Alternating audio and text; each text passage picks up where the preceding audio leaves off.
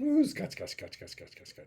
Welcome to Fly Fishing News. From giant trout to toxic trout. It's been a week. We've got record fish, public land politics, a health advisory for 2 Montana rivers, and one community story that really matters. This is Fly Fishing News, episode 10.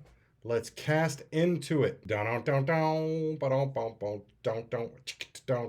we go. I'm going to check make sure this works because I just did a whole thing and this did not work. Getting this together, folks, trying to figure it out one episode at a time. Let's start out with Mike Lee, our favorite asshole, doing his thing, trying to get our public lands taken away from us.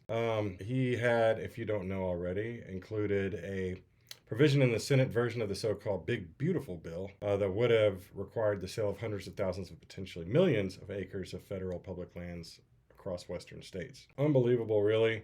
I'm sure there's an excuse in there somewhere. Land sales were initially intended to help fund housing and infrastructure projects within 5 miles of population centers. I don't understand. You sell the land and then build. Who knows what he wanted to do there. I'm sure it wasn't anything on the up and up. Facing backlash from TU folks, that's us, and political opponents of their outdoor recreation stakeholders, that's us. Blocked by the Senate parliamentarian rules, the controversial provision was ultimately pulled from legislation. This went in, came back out, went back in, came back out. He's still looking at this as a procedural setback. Staff say he has plans to revive a revised version focusing on lands near population centers.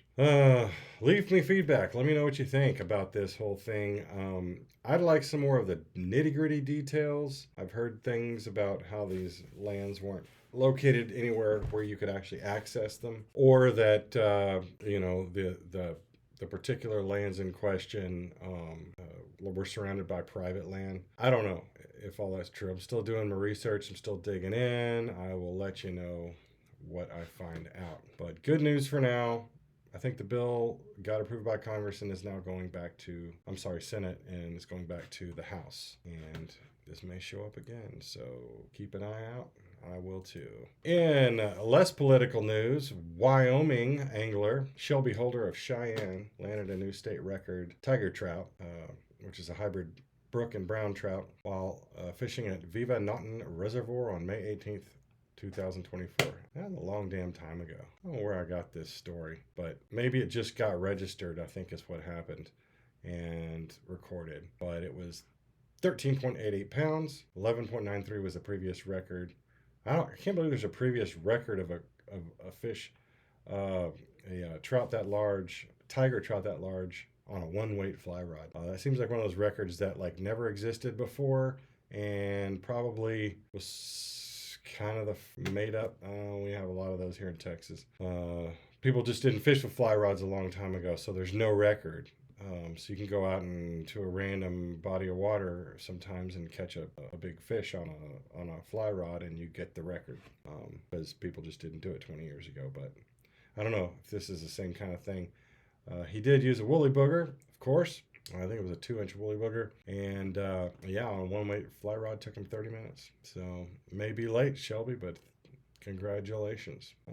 Next up, health advisory for folks in one of my favorite places and where my daughter is currently going to school. But this isn't good news. On the Clark Fork and Bitterroot, the Confederated Salish and Kootenai tribes, CSKT, have issued fish consumption advisory for Clark Fork and Bitterroot rivers. I know we don't tend to keep our fish, but this doesn't say a whole hell of a lot for the quality of the water or the quality of the fishery. This is just not good news when you hear this kind of thing.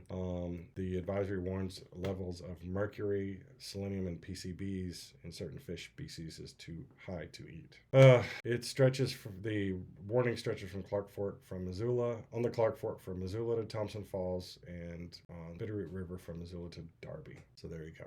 Affected species include rainbow trout, brown trout, northern pike, all of which may contain unsafe levels of contaminants. So check out the advisory if you do eat your fish from these fisheries. Again, nobody I know does, but you never know. Especially in the tribal areas, they probably do, and this is not good news for them. So Last up, I've got a guy named Owen Gayler, and I don't know Owen personally. He knows a lot of my friends and a lot of people that I follow on social media, so I wanted to spread this here. He is a guide, a well-loved guide out of Port O'Connor, a little bit north of where I typically fish down in Rockport area. And he got diagnosed with stage 4 colon cancer. Obviously, he can't guide when he's getting chemotherapy, so GoFundMe was set up. I'm going to put a link into the notes. So please, if you are feeling generous, donate to Galen's fight. And, the cool thing about fly fishing is the community. Honestly, it pulled me through a lot of hard times, this community, and that's kind of why I'm doing this, honestly, just to be a part of it and contribute back to it. And I hope you enjoy what I'm doing. Please like and subscribe to Fly Fishing News, also on Instagram. And I will see you next week. Tight lines, get out there.